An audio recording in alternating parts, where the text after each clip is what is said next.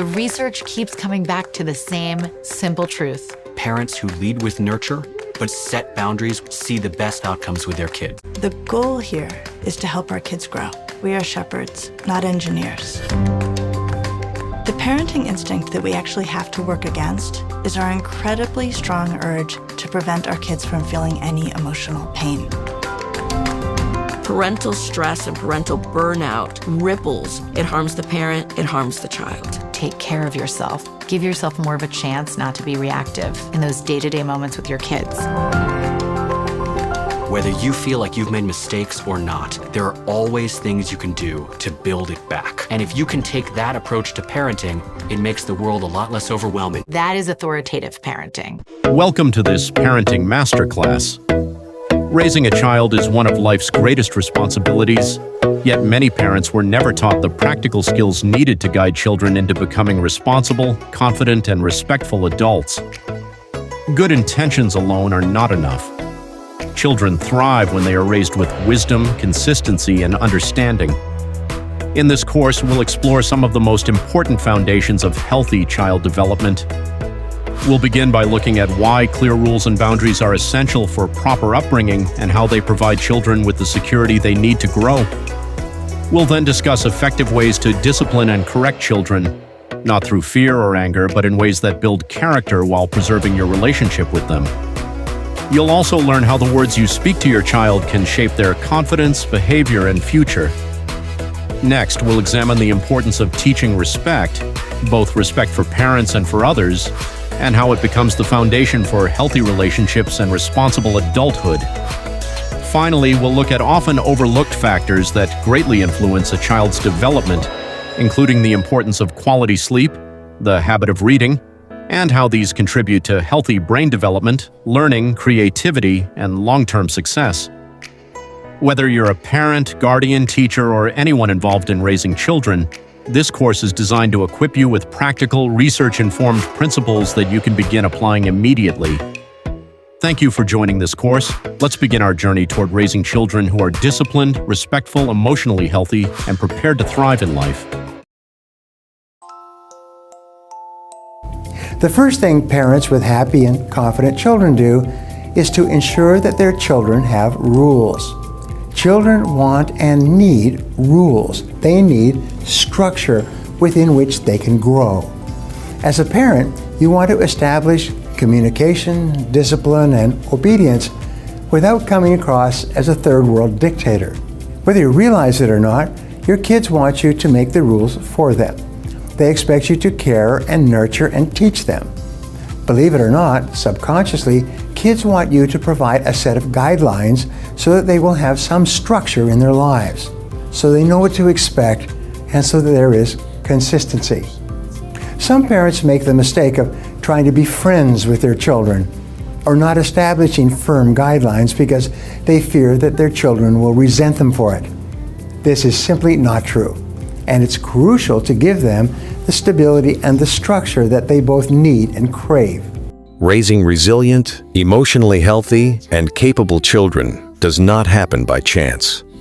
Strong adults are usually shaped by parents or caregivers who cared enough to guide, correct, and prepare them long before life's hardships arrived. Yet a troubling idea has quietly spread through modern parenting: the belief that children should always do whatever makes them feel happy. While love and kindness are essential, happiness without boundaries can create children who struggle to cope with reality. Constant comfort without structure often produces insecurity, while unlimited freedom without guidance leaves children confused and emotionally unprepared. Today, many parents are witnessing the consequences of this approach. More children are struggling to concentrate, manage emotions, or handle pressure. Many battle poor sleep habits, addiction to screens, and declining interest in learning. Some children can spend hours scrolling through videos, yet become restless when asked to focus on a simple task. Others panic easily when faced with challenges because they have not developed emotional endurance or self-discipline. The heartbreaking reality is that most parents are not neglectful. They love their children deeply and work tirelessly to provide for them. However, Many have never been taught that certain aspects of parenting cannot be optional. Parenting is not simply about protecting a child's feelings or keeping them entertained. Its deeper purpose is to prepare children for the demands of adulthood and help them become emotionally balanced, mentally strong, and capable human beings. When they know what the rewards and the punishments are for any given situation, your kids will build self-confidence through making their own decisions, and they'll make good decisions. They will be empowered to make decisions and take responsibility for their actions. They need your guidance and direction. They need your care and your love. And you need them to listen to you and follow the rules so that you'll both be happy. The secret to getting your child to listen the first time without you needing to yell isn't about following some fancy discipline technique or finding the perfect consequence. It's about speaking to them in a way that their developing brain actually understands so that they can follow through right away. The way we communicate also shapes a child's self-image. Constant criticism, insults, or labels such as "you're stubborn," "you're useless," or "you'll never learn" can become beliefs that a child carries into adulthood. In contrast, words that correct behavior without attacking identity help children develop confidence while still accepting discipline. Instead of saying, "you are bad," say, "what you did was wrong, and here's how you can do better." This separates the mistake from the child, allowing room for growth. As a pediatric occupational therapist who's worked with hundreds of families, I've created a simple 5-step method that completely changes how kids respond. I've seen kids go from ignoring everything to listening the first time, sometimes within just days of trying this approach. And in this video, I'm going to break down all 5 steps and show you exactly how to use them in everyday situations so that by the end, you'll have proven practical tools that will actually work.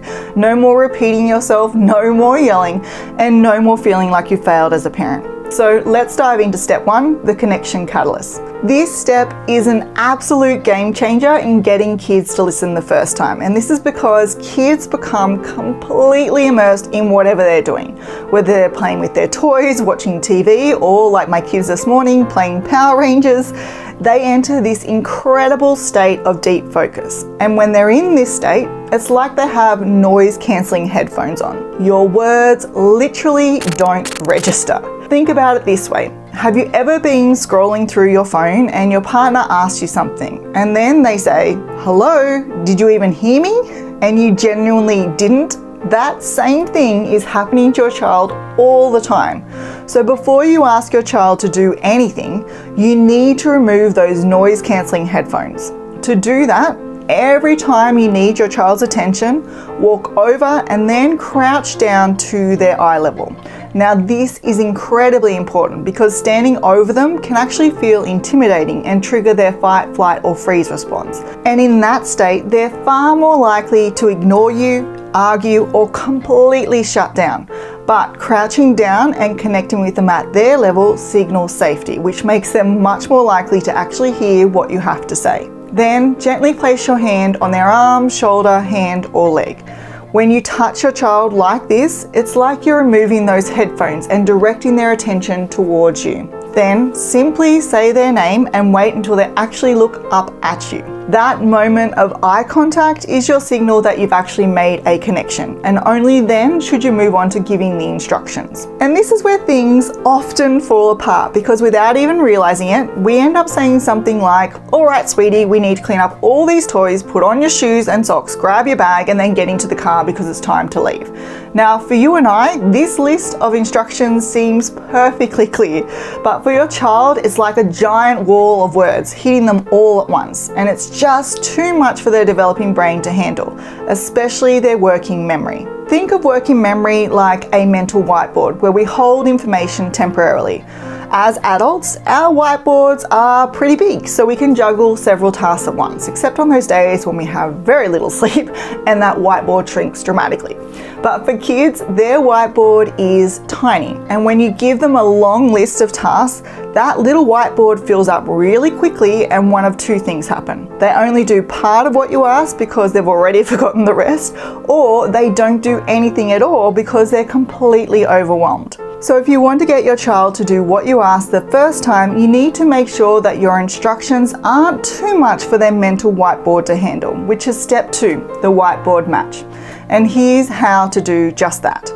First, you want to match your directions to your child's developing stage. At around 18 months of age, most toddlers can only handle simple single-step directions. For example, pick up the ball. Anything more than that is generally too complicated and they're going to find it confusing or overwhelming. By the time they're 2, many toddlers can manage directions that consist of 2 steps, but they need to be closely related.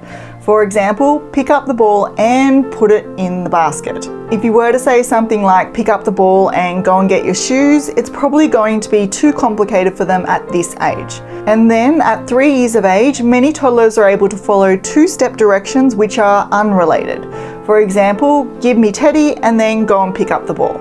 Or click the like button and follow me for more. Then, by 5, most children can manage directions that consist of 3 unrelated steps, such as put the ball in the box, grab your shoes, and get in the car. In addition to matching their developmental stage, it's also important to keep those directions short and specific. So instead of saying something vague like clean up your toys and get ready to go, which involves way too many hidden steps, try something super clear like put the blocks in the container. And finally, tell them what to do rather than what not to do, as this lets them know exactly what's expected, which makes them much more likely to do what you ask. So instead of saying stop running, you could simply say walking inside, or instead of don't climb on the table, you could say sit down. Actually, on that note, telling your child not to do something or to stop doing something is actually one of 8 phrases I recommend avoiding wherever you can, because it just doesn't convey the message we always intend, and put simply, there are just more effective alternatives that you can use instead. I put together a free resource called 8 Parenting Phrases to Rethink and What to Say Instead that dives into this more deeply, and you can grab it by clicking the link in the description if you're curious.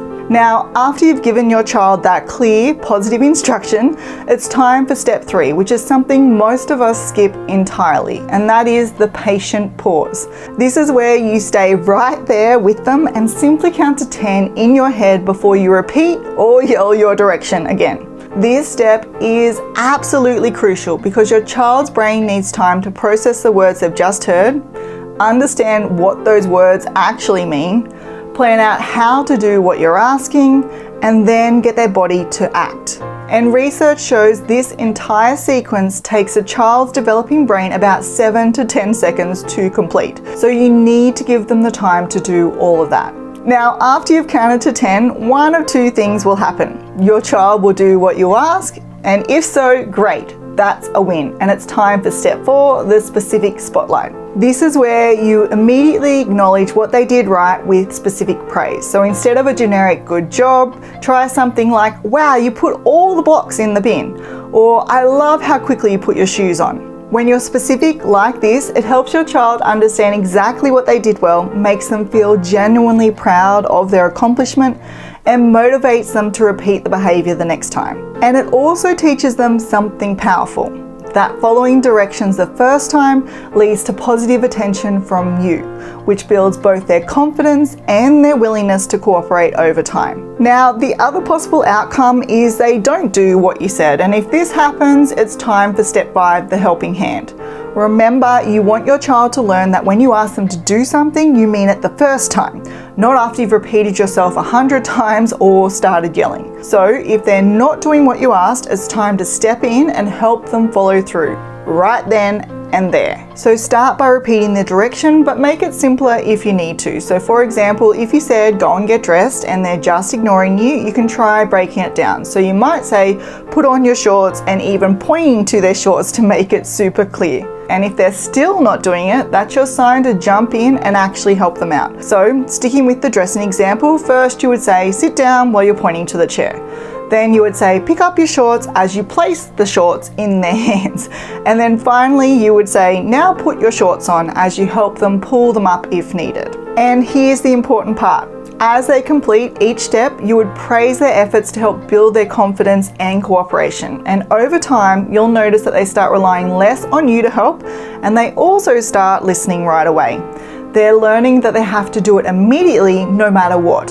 Ignoring you or stalling isn't going to change the fact that it's time to do something. And just remember, not everything is going to be smooth sailing right away. Sometimes your little one just isn't in the mood to cooperate, and that's totally okay.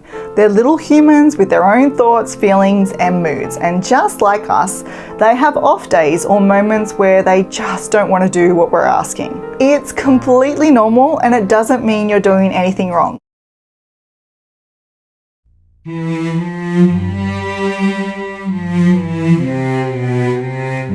I've asked hundreds of kids this question: what does it mean to respect?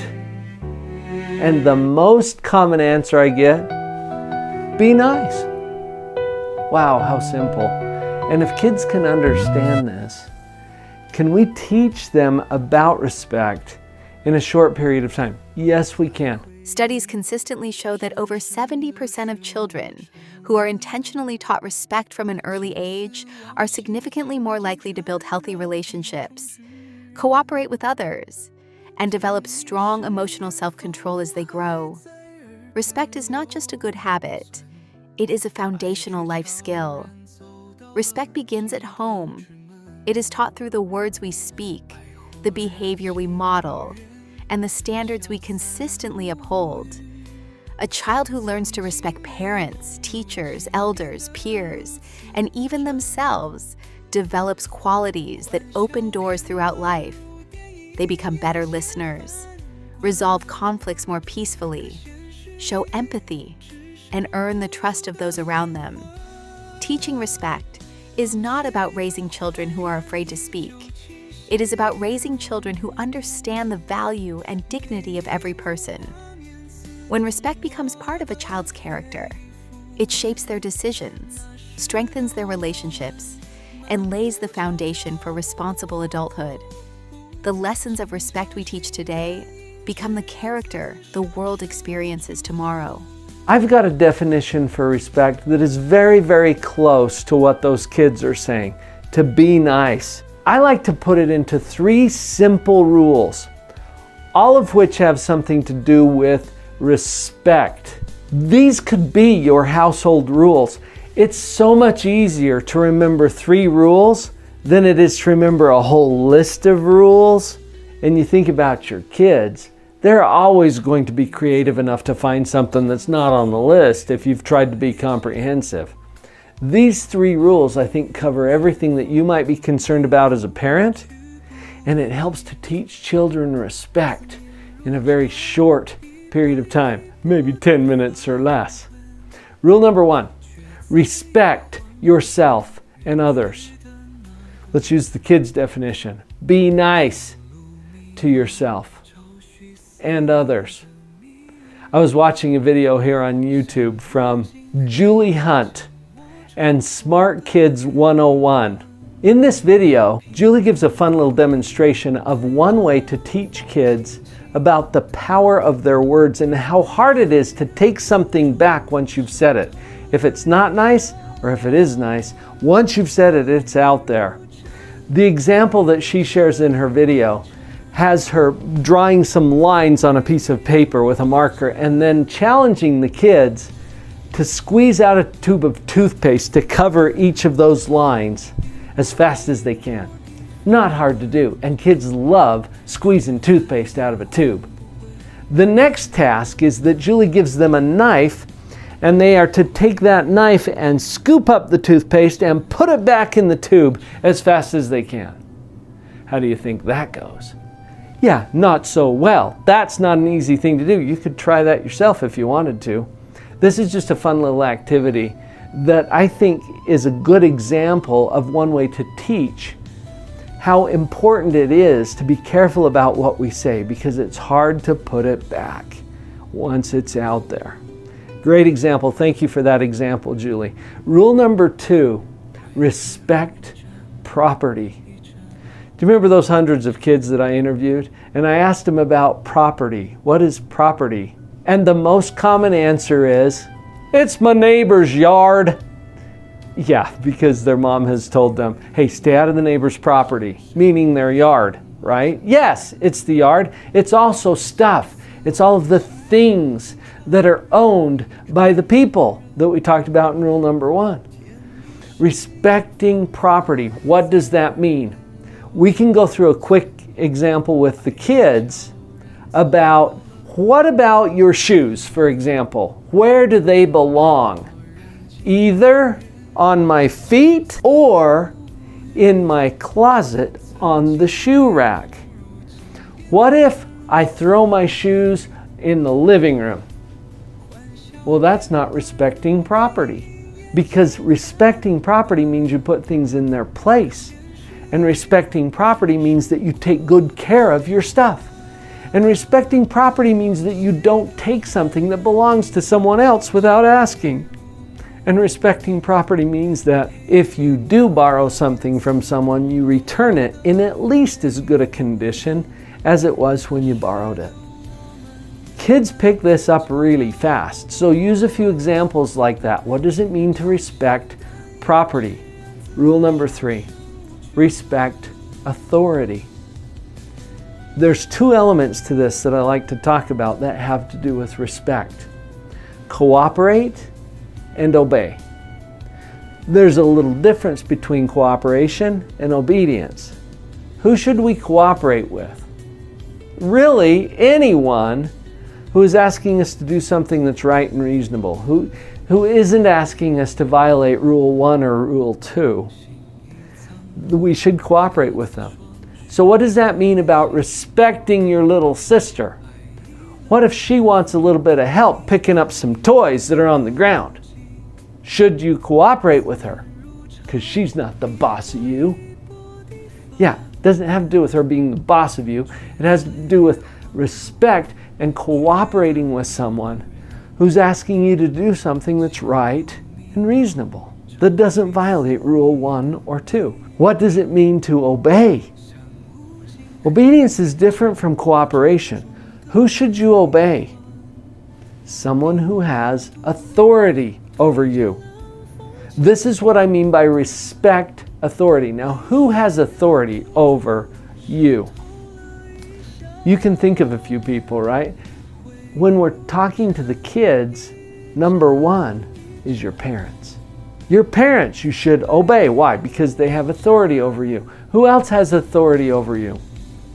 Teachers, police officers, judges, people who are in charge of whatever organization you belong to? Yes, all those people have some level of authority.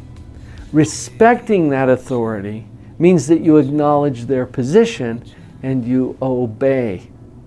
These 3 rules are a quick way to help children learn about respect.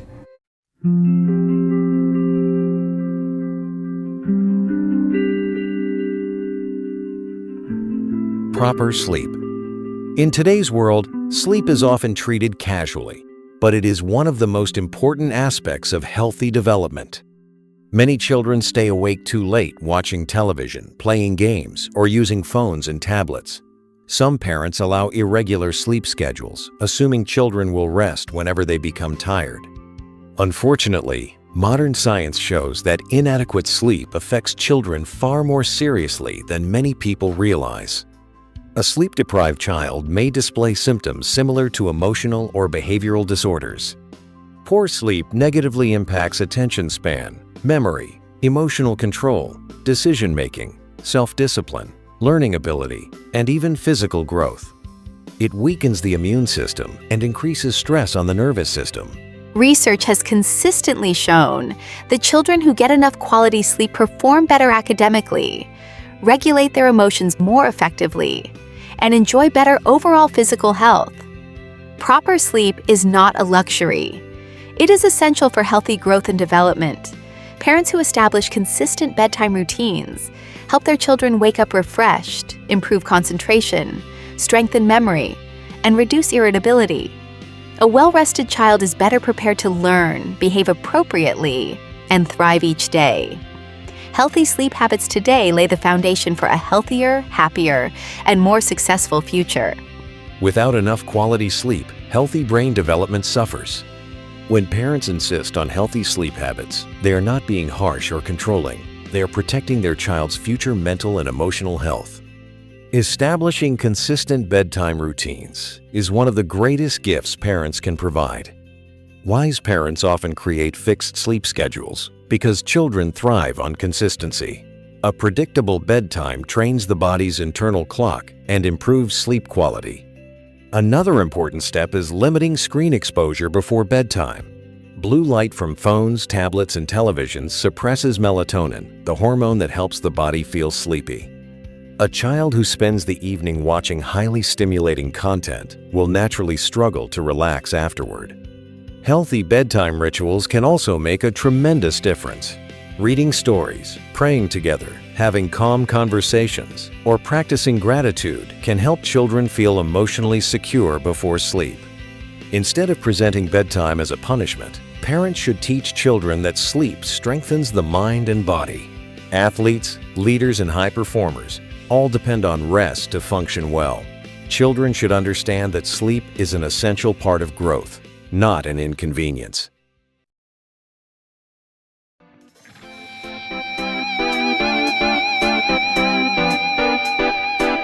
Reading.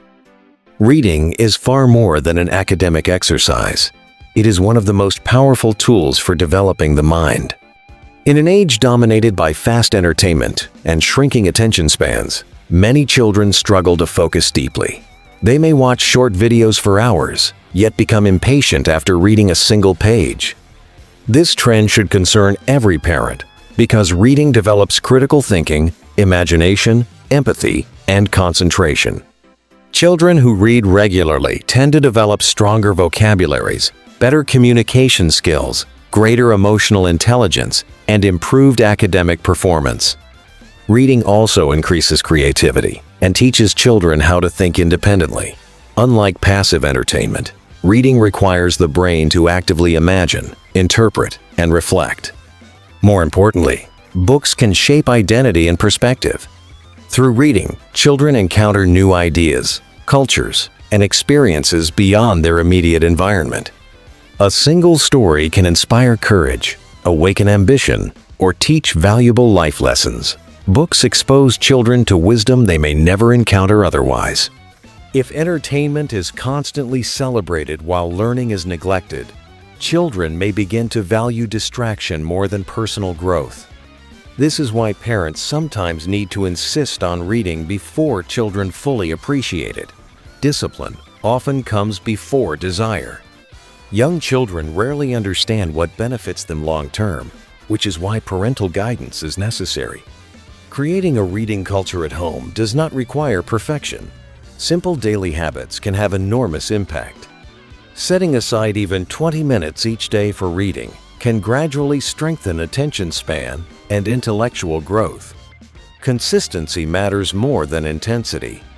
Parents should also model the behavior they hope to see. Children imitate adults more than they obey instructions. A parent constantly distracted by screens will struggle to inspire a love for books. When children regularly see parents reading, learning becomes normalized and respected.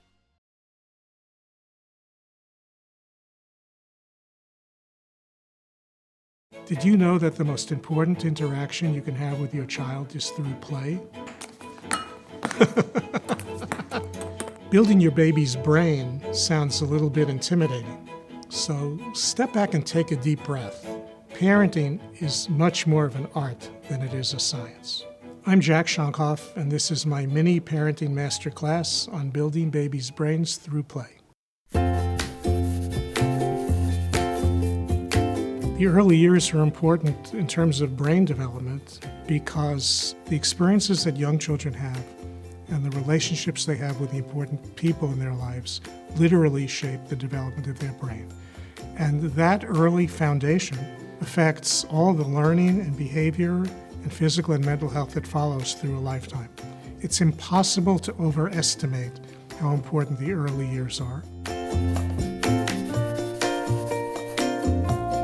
The most important thing that any parent can do to support the development, and particularly the brain development of a young child, is to get to know that young child. get to be able to read that child's cues, get to be able to engage in what we call serve and return interaction. Serve and return is just like play. Another one, I'm getting better. So this serve and return, you get better with practice. The reason why serve and return accurately describes what's important about the interaction is that it goes in both directions. A baby serves a smile, a coo, a babble, a gesture, and the parent or other adult caring for that child returns a response that is connecting to what the baby did. Baby makes a sound, you make the same sound back.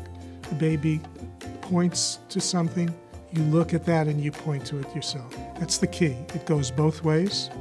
The baby can start it, the parent can start it. The key is how you respond. Serve and return is not necessarily something that works the first time you try it, but the more you practice, it actually gets easier.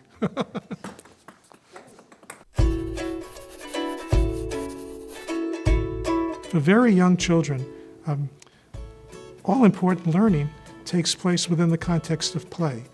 Play is exploration. Play is trying things, trying to kind of figure out how when you do one thing, something else happens. Play is trying to develop a sense of mastery of the world. A lot of that is done by providing an environment that's safe and provides opportunities for learning. A lot of play, a lot of the interaction between parents and young children is in the serve and return category. I would start with making the idea of serve and return to be something that's easy and friendly and relaxing. Play can occur when you're feeding a child, when you're changing a child's clothing, when you're bathing a child. All of those are opportunities for playful interaction and learning between adults and children. To help parents understand that when you smile back, and then not just stop there, but then start playing, you're actually building brain circuits.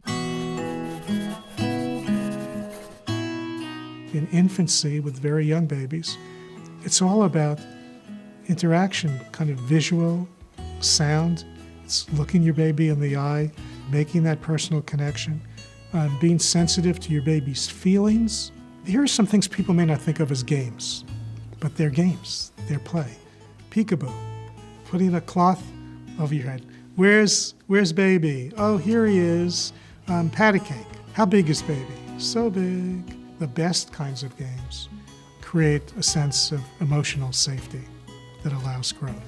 When you cover your face with a cloth and play peekaboo, the baby is learning. Why is the baby still laughing every single time you do this? It's because first it's the personal interaction. It's very rewarding. But second, the baby is mastering the concepts of things disappearing and coming back and knowing that they still exist. If a baby keeps wanting to do this, there's a reason for that. And the reason for that is that the baby's brain is saying, I am mastering this. I am learning a lot from this. I am enjoying the learning experience. Ask yourself, what does my baby enjoy doing? And then ask yourself, why do you think the baby enjoys doing that? And the answer always is because it is helping to build the baby's brain. Now, raising well-rounded children can be tough, especially in today's hectic world. The good news is that if you are a dedicated parent and you provide them with the tools they need to succeed, especially the psychological, emotional tools, you'll not only ensure that they will be healthy, but that they will also be happy and self-confident. Now, before we wrap up, I'd like to leave you with a thought to share with your friends and followers. Here it is. The way you talk to your children is the single greatest factor in shaping their personalities and their self-confidence.